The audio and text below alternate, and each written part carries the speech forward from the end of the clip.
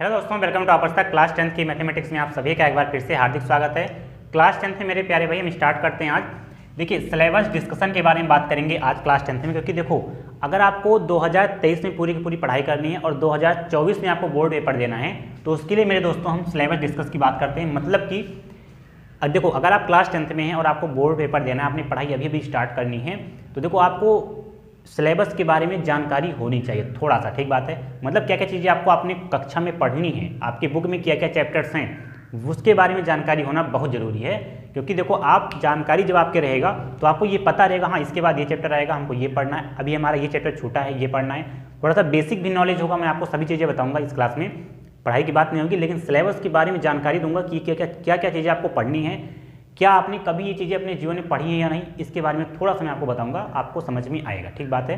तो अगर आपको 2024 में बोर्ड पेपर देना है तो आपके लिए जो क्लासेस हैं वो स्टार्ट हो रही हैं धीरे धीरे मंडे से। देखो, कई सारे बच्चे बताते थे कि आपने वीडियो में आपने नहीं बताया कि मैंने कल अपलोड किया अपना वो वाला वीडियो जिसमें आपको शेड्यूल स्कीम बताया गया था, क्या क्या चीज़ें आपको पढ़ाई जाएंगी, कौन कौन से डे, लेकिन मैं टाइम नहीं बताया, प्लस मैंने बताया नहीं कब से स्टार्ट होगा। तो मंडे से मेरे दोस्तों आपको सभी क्लासेस रेगुलर अपने तय समय पर मिलेंगी। मंडे से पहले, जैसे आज बृहस्पतिवार है, शुक्रवार, शनिवार, ठीक बात है। इसमें क्या होगा, इसमें मैं आपको सिलेबस वगैरह के बारे में जानकारी दे देता हूँ। सभी आपके बायोलॉजी का भी सिलेबस चला जाएगा, 10th का मैथ भी चला जाएगा, और भी जो क्लासेज हैं आपको मिल जाएंगी। ठीक बात है मेरे दोस्तों।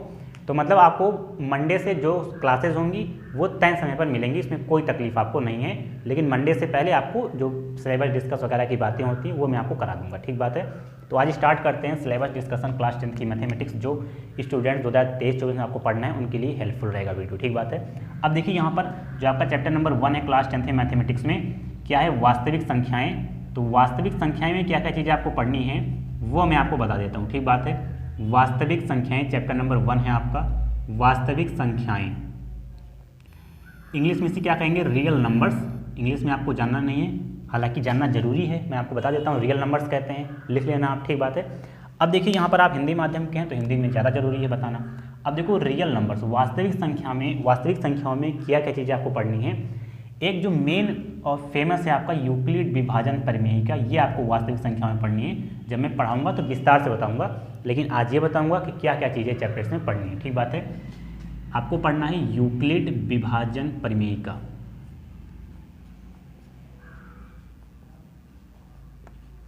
विभाजन प्रमेय का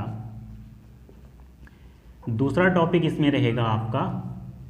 दूसरा टॉपिक क्या है आपका, दूसरा टॉपिक इसमें ये हो जाता है अपरिमेय संख्याओं के बारे में।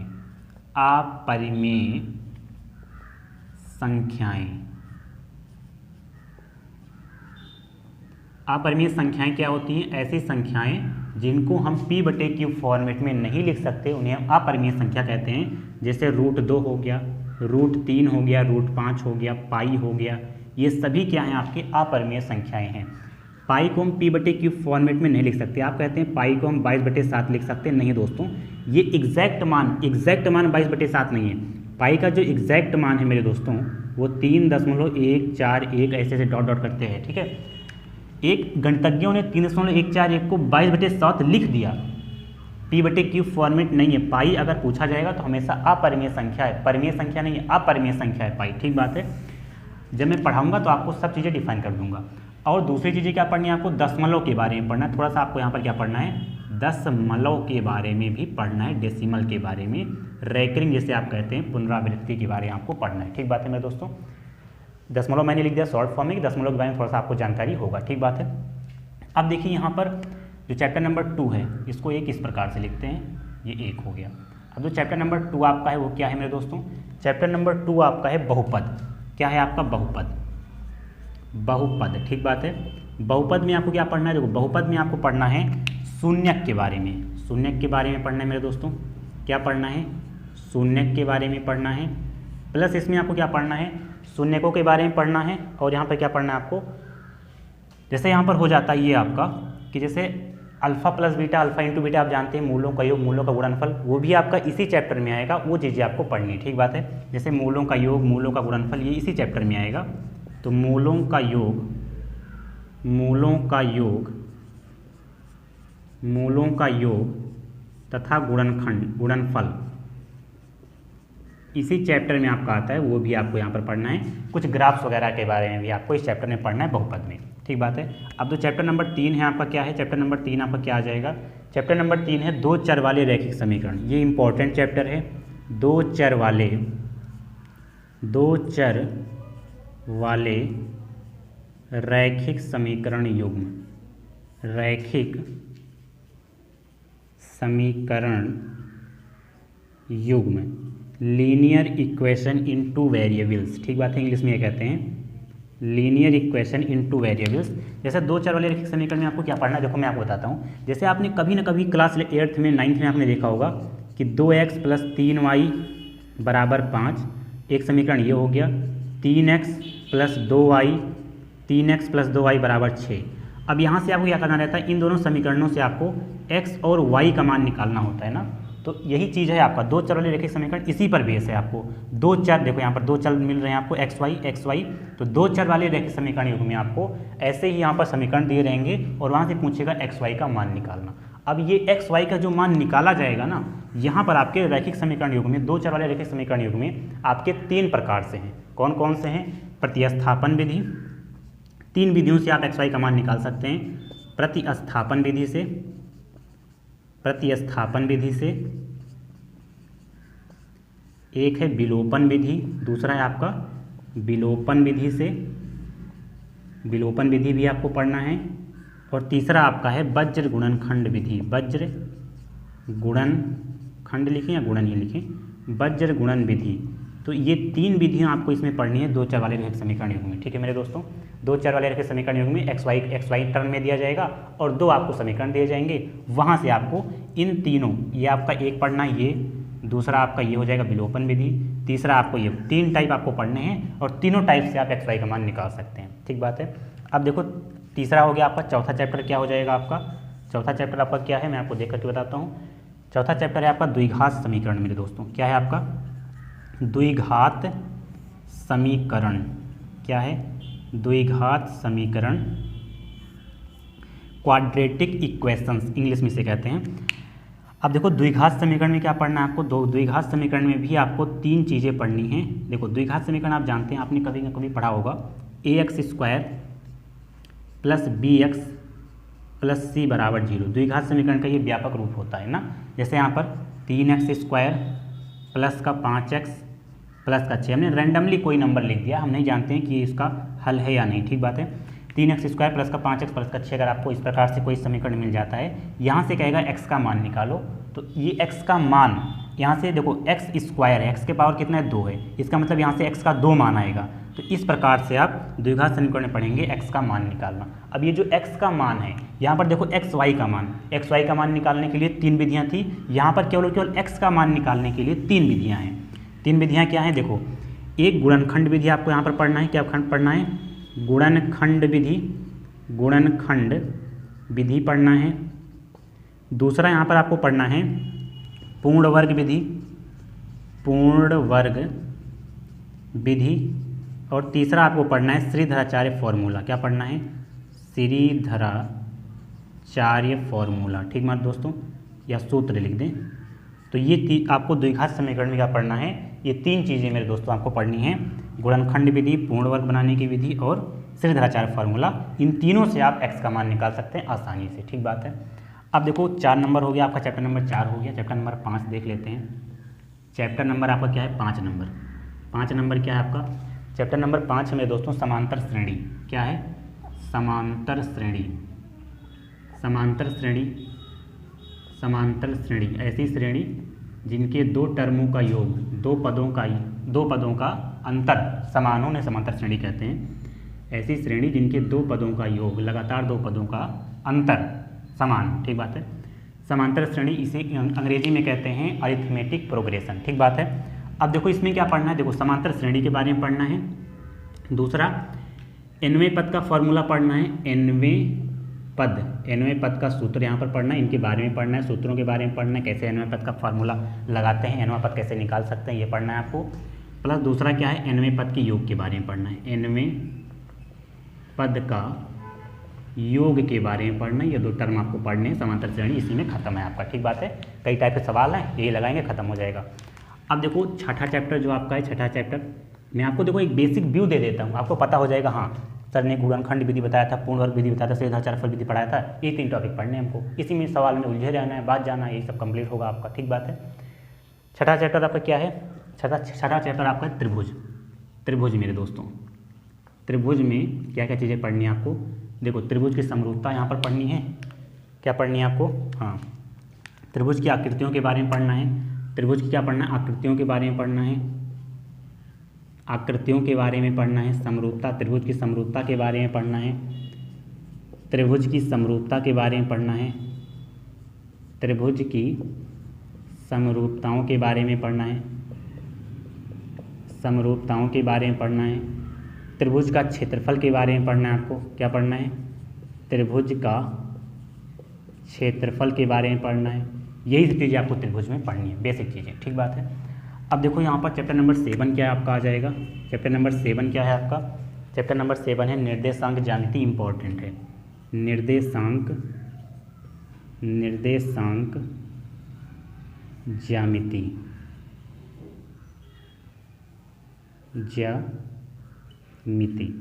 अच्छा, निर्देशांक ज्यामिति में आपको बहुत ज़्यादा चीज़ें नहीं पढ़नी है, 2-3 चीज़ें हैं। दूरी सूत्र, दूरी का सूत्र आपको पढ़ना है। 2 आपको बिंदु दे दिए जाएंगे, निर्देशांक दे दिए जाएंगे, उनके बीच की दूरी निकालना रहेगा। तो दूरी सूत्र का प्रयोग करके आप निकाल सकते हैं। दूरी सूत्र पढ़ना है। और क्या पढ़ना है आपको? एक तो आपका दूरी सूत्र हो जाएगा, दूसरा क्या हो जाएगा? विभाजन सूत्र हो जाएगा। विभाजन सूत्र हो जाएगा। विभाजन सूत्र हो जाएगा। इसके बाद आपका त्रिभुज का क्षेत्रफल क्या हो जाएगा? त्रिभुज का क्षेत्रफल। देखो इस त्रिभुज में त्रिभुज का क्षेत्रफल अलग तरीके से निकाला जाएगा, यहाँ पर थोड़ा सा अलग तरीके से निकाला जाएगा। ठीक बात है। जैसे आपको यहाँ पर क्या हो जाएगा, यहाँ पर आपको क्या हो जाएगा? देखो त्रिभुज क्षेत्रफल दोनों, देखो त्रिभुज में त्रिभुज का क्षेत्रफल और निर्देशांक में त्रिभुज का क्षेत्रफल, यहाँ पर बिंदु दे दिए जाएंगे और वहाँ से त्रिभुज का क्षेत्रफल निकालना जाएगा। तो आसान है। ठीक बात है। मैं आपको जब पढ़ाऊँगा तो सब चीज़ें बताऊँगा। तो ये भी आपका देखो त्रिभुज के क्षेत्रफल निकालने के लिए ना हज़ारों तरीके हैं, जिसमें से हम लोग केवल 2-4 जानते हैं। 2 तरीका बस। अगर मैं पढ़ाता हूँ, मैं आपको बताता हूँ, तो मैं 10 तरीका जानता हूँ त्रिभुज का क्षेत्रफल निकालना। ठीक बात है। लेकिन यहाँ पर आपको 2 तरीके सिखाए जाएंगे। जैसे जैसे आप पढ़ते जाएंगे, आप भी पढ़ाएंगे कभी मान लो, तो आप पढ़ेंगे। तो अभी देखो अभी हमको केवल 10-12 तरीके आते हैं त्रिभुज के क्षेत्रफल निकालना। अभी हमको केवल 10-12 तरीके आते हैं और हज़ारों तरीके हैं त्रिभुज के क्षेत्रफल निकालने का। ठीक बात है मेरे दोस्तों।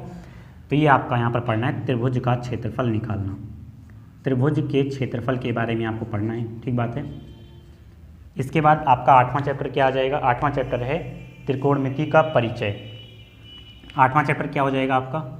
8वां चैप्टर हो जाएगा त्रिकोणमिति। त्रिकोणमिति आप जानते हैं, त्रिकोणमिति रेशियो के बारे में पढ़ना है। त्रिकोणमिति का परिचय चैप्टर का नाम है, मैं लिख देता हूँ पूरा त्रिकोणमिति का परिचय। ठीक बात है। यहाँ पर आपको क्या पढ़ना? ट्रिग्नोमेट्रिक रेशियो, त्रिकोणमितीय अनुपात के बारे में पढ़ना है। त्रिकोणमितीय अनुपात के बारे में आपको पढ़ना है। दूसरा टॉपिक क्या हो जाएगा? त्रिकोणमितीय अनुपात के बारे में पढ़ना है। और दूसरा टॉपिक आपको क्या हो जाएगा? त्रिकोणमितीय अनुपात के बारे में पढ़ना है और सर्वसमीकाओं के बारे में पढ़ना है। त्रिकोणमितीय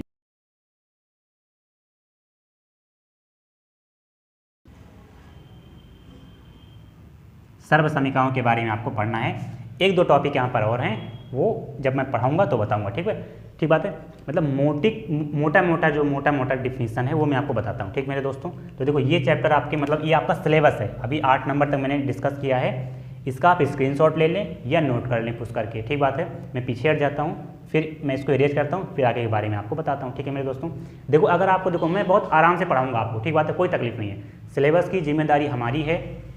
लेकिन दोस्तों एक मैं आपको बात कहना चाहता हूँ, जैसे मैंने यहाँ पर कुछ चैप्टर्स आपके पढ़ा रखे थे पहले ही, जब क्लास 10th के कुछ चैप्टर्स हैं जो मैं पढ़ा रखा हूँ, लाइव भी पढ़ाया था, रिकॉर्डेड भी पढ़ाया था। ठीक बात है। तो देखो मैं आपको यहाँ पर ना 1-2 क्लास की लिंक दे दूँगा जिसमें प्लेलिस्ट बनी हुई है। जैसे त्रिकोणमिति पूरा पढ़ाया था। इसके बाद जो आपका त्रिकोणमिति के बाद क्या आ जाएगा? त्रिकोणमिति के कुछ अनुप्रयोग जिसे आप ऊंचाई और दूरी कहते हैं, वो चैप्टर्स भी मैंने आपको पूरा पढ़ाया था। तो अगर आपके पास टाइम है ना, देखो मंडे से तो मैं आपको क्लासेस दूंगा ही, कोई तकलीफ नहीं है। लेकिन अगर आपके पास अभी टाइम है ना, तो जो जो चैप्टर्स आपके, जैसे अभी मैं स्टार्ट करने वाला हूँ पहला चैप्टर, अगर मान लो मंडे से स्टार्ट करता हूँ, तो 8वां चैप्टर अगर आपके पास टाइम है तो आप 8वां चैप्टर का जो रिकॉर्डेड फॉर्म है हमारे पास अवेलेबल है यूट्यूब पर, लिंक मैं दे दूँगा इस वीडियो के नीचे, तो वहाँ से आप ये क्लास देख सकते हैं। 10-12 वीडियो हैं, आराम से आप देख सकते हैं, चैप्टर भी आपका जल्दी कंप्लीट हो जाएगा। तो अगर आप देखो एक्स्ट्रा एफर्ट लगाना चाहते हैं, देखो अगर आप अच्छे बालक हैं ना, तो जल्दी जल्दी आप सिलेबस खत्म करें आप, ठीक बात है। जैसे मैं आपको पहला चैप्टर पढ़ा रहा हूँ, 1 घंटे पढ़ाऊँगा, तो अगर आपके पास 1 घंटा और टाइम है तो जो त्रिकोणमिति का परिचय है, मैंने दूसरा चैप्टर पढ़ा रखा है पहले से ही, उसको भी आप देख सकते हैं। आपके लगातार 2-2 चैप्टर्स कंप्लीट होते जाएंगे, क्योंकि आप देखो आपके पास अवसर है। पहले क्या होता था, जो टीचर्स पढ़ाते थे वही चलता था, लेकिन अब तो यूट्यूब पर हज़ारों वीडियो हैं यार।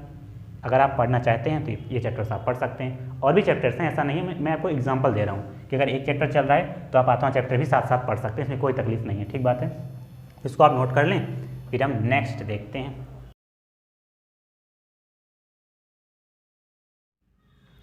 आइए दोस्तों चैप्टर नंबर 9 देख लेते हैं। चैप्टर नंबर 9 क्या है आपका, त्रिकोणमिति के कुछ अनुप्रयोग। चैप्टर नंबर 9 क्या है आपका, त्रिकोणमिति के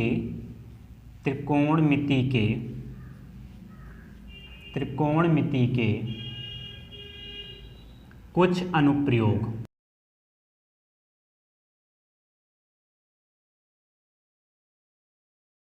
ठीक है मेरे दोस्तों, तो देखो त्रिकोणमिति के कुछ अनुप्रयोग में आपको देखो चैप्टर का नाम है, पहले इस चैप्टर का नाम हुआ करता था ऊंचाई और दूरी, ठीक बात है। लेकिन जब से एनसीईआरटी लगने लगा तब से इसका नाम चेंज कर करके त्रिकोणमिति के कुछ अनुप्रयोग कर दिया गया, और इसके अंतर्गत आपको पढ़ना है ऊंचाई और दूरी, ठीक बात है। इसके चैप्टर में क्या पढ़ना है आपको, ऊंचाई और दूरी, हाइट एंड डिस्टेंस, ऊंचाई और दूरी। अगर आपने ट्रिग्नोमेट्री मतलब त्रिकोणमिति अगर आपने पढ़ा है ना, तो आपको ये समझ में आ जाएगा, ठीक बात है। त्रिकोणमिति में क्या होगा, त्रिकोणमिति में होगा कि छोटे सवाल होंगे, ठीक बात है, छोटे सवाल होंगे, छोटा सवाल लगा दोगे काम खत्म हो जाएगा। लेकिन ऊंचाई और दूरी में क्या होगा कि इसके सवाल तो छोटे लग जाएंगे, लेकिन लैंग्वेज बड़ा होगा। यहाँ पर आपको 4-5 लाइन पढ़ना होगा, तब जाके सवाल सॉल्व कर पाएंगे, ठीक बात है मेरे दोस्तों। 1-2 लाइन कोई क्वेश्चन में, कोई बड़े क्वेश्चन है तो 5-6 लाइन आपको पढ़ना पड़ेगा, तब जा करके आप इस सवाल को सॉल्व कर पाएंगे, ठीक है। आसान है, समझ में आएगा आपको। अब देखिए यहाँ पर आपका हो गया चैप्टर नंबर 9। चैप्टर नंबर 10 क्या है आपका, चैप्टर नंबर 10 आपका शायद है वृत्त। क्या पढ़ना है आपको, चैप्टर नंबर 10 आपको पढ़ना है वृत्त मेरे दोस्तों। क्या पढ़ना है आपको, वृत्त पढ़ना है। अब वृत्त में देखो, वृत्त आपका छोटा चैप्टर है, मतलब आपके क्लास 10th में छोटा चैप्टर है। वृत्त तो बहुत बड़ा चैप्टर है, लेकिन आपके क्लास 10th में क्या है आपका, वृत्त की स्पर्श रेखा के बारे में आपको पढ़ना है। यहाँ पर क्या पढ़ना है, वृत्त की स्पर्श रेखाओं के बारे में आपको पढ़ना है। स्पर्श रेखा, एक पॉइंट कोई और है वो भी आपको पढ़ना है, स्पर्श रेखा, ठीक बात है। तो मोटा मोटा जो बात है वो मैं आपको बता देता हूँ। वृत्त में आपको वृत्त के स्पर्श रेखाओं के बारे में पढ़ना है। चैप्टर नंबर 11 क्या हो जाएगा आपका, चैप्टर नंबर 11 आपका हो जाएगा, चैप्टर नंबर 11 क्या है आपका, रचनाओं के बारे में। देखो चैप्टर नंबर 11 क्या है आपका, रचनाएँ। तो आपको जो गोला प्रकार होगा, प्रकार और पेंसिल की सहायता से आपको कुछ चीज़ें आपको दी जाएंगी, वहाँ पर आपको रचना बनाना रहेगा। 5 नंबर का सवाल, 8 नंबर का सवाल आपके पेपर में आता भी है। तो रचनाएँ जब पढ़ाएंगे, क्योंकि देखो अब ये जो रचनाएँ हैं ना, ये बोर्ड पर नहीं पढ़ाई जा सकती, मैं आपको पेन पेपर पे बताऊंगा। क्वालिटी रहेगी, ऐसा नहीं है कि ऐसे ही क्वालिटी रहेगी, पेन पेपर पे इसको बताना पड़ेगा, तो बताऊंगा मैं आपको, ठीक बात है। अब देखिए क्लास जो आपका चैप्टर नंबर 12 है, चैप्टर नंबर 12 क्या है आपका, चैप्टर नंबर आपका 12 है वृत्तों से संबंधित क्षेत्रफल। क्या है आपका, वृत्तों से संबंधित क्षेत्रफल के बारे में आपको पढ़ना है। यहाँ पर देखिए, जैसे वृत्त आपने पढ़ा, अब वृत्त के अंदर आपसे कोई ऐसा वृत्त दे दिया जाएगा, ऐसा कोई आपको डायग्राम दे दिया जाएगा, उसके अंदर पूछेगा इसका क्षेत्रफल निकालो। तो इस चैप्टर में आपको पढ़ना है, यही चैप्टर नंबर 12 में वृत्तों से संबंधित क्षेत्रफल। और चैप्टर नंबर जो 12 है आपका थोड़ा सा लॉन्ग चैप्टर है, जब पढ़ेंगे तो आपको समझ में आएगा। मतलब 1-2 बार तो आपको लगेगा क्या यार चल रहा है ये, लेकिन ये वृत्तों से संबंधित जो क्षेत्रफल चैप्टर है आपका, ये थोड़ा सा आपका डिफरेंट है, बहुत ज़्यादा लेंदी है, समझ में कम आएगा, लेकिन समझाने का प्रयास रहेगा। 9, 10, 11, 12 ये आपका 13 नंबर चैप्टर हो जाएगा। 13 नंबर चैप्टर क्या है, पृष्ठीय क्षेत्रफल और आयतन। क्या है आपका, पृष्ठीय क्षेत्रफल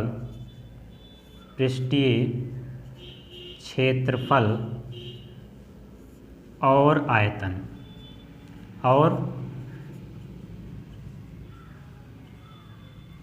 ठीक है मेरे दोस्तों, इसमें क्या पढ़ना है, देखो पृष्ठीय क्षेत्रफल में आपको पढ़ना क्या है, जैसे सर्कल, सिलेंडर, कोन, सिलेंडर। इसके बाद ये आपका ये कोन ही हो जाएगा ना, ये कोन ही ले लेते हैं इस प्रकार से। ये आपको यहाँ पर कुछ चीज़ें क्या पढ़नी है आपको, जैसे यहाँ पर आयत भी पढ़ना है आपको, क्या पढ़ना है, वर्ग भी पढ़ना है, आयत भी पढ़ना है, आयत भी पढ़ना है। ठीक है मेरे दोस्तों, आपको घन भी यहाँ पर कुछ पता होना चाहिए, घन के बारे में। घन आपका ये हो जाएगा, घन के बारे में इस प्रकार से, तो ये आपका घन हो गया। तो और एक दो आपके शेप और होंगे, तो वृत्त हो जाएगा, वर्ग हो जाएगा, सिलेंडर हो जाएगा, कोण हो जाएगा, कोण हैप्पी बर्थडे वाली टोपी। ये आपका आयत हो जाएगा, आयत वर्ग की तरह लग रहा है, थोड़ा सा इसको ऐसा बनाते हैं जिससे लगे ये आयत है, ये आपका आयत हो जाएगा, ये आपका घन हो जाएगा। ठीक बात है। तो इनके क्षेत्रफल, इन सभी आकृतियों के क्षेत्रफल और आयतन के बारे में आपको पढ़ना है इस चैप्टर में। ठीक बात है मेरे दोस्तों, मैंने आपको लिखने से बढ़िया है कि शेप बना दिया, आपको समझ में आ गया, और लॉजिक बता दिया। क्षेत्रफल, इनका क्षेत्रफल जैसे वृत्त का क्षेत्रफल, वृत्त का आयतन, वर्ग का क्षेत्रफल, वर्ग का आयतन, सिलेंडर का क्षेत्रफल, सिलेंडर का आयतन, इन सभी के बारे में आपको पढ़ना है। ठीक है मेरे दोस्तों। इसके बाद क्या चैप्टर आपका है, सांख्यिकी। चैप्टर नंबर आपका है 14, चैप्टर नंबर आपका है 14 सांख्यिकी। सांख्यिकी, ठीक है मेरे दोस्तों, सांख्यिकी। इसमें क्या पढ़ना है आपको, सांख्यिकी में आपको पढ़ना है, सांख्यिकी में आपको पढ़ना है माध्य माध्यिका बहुलक।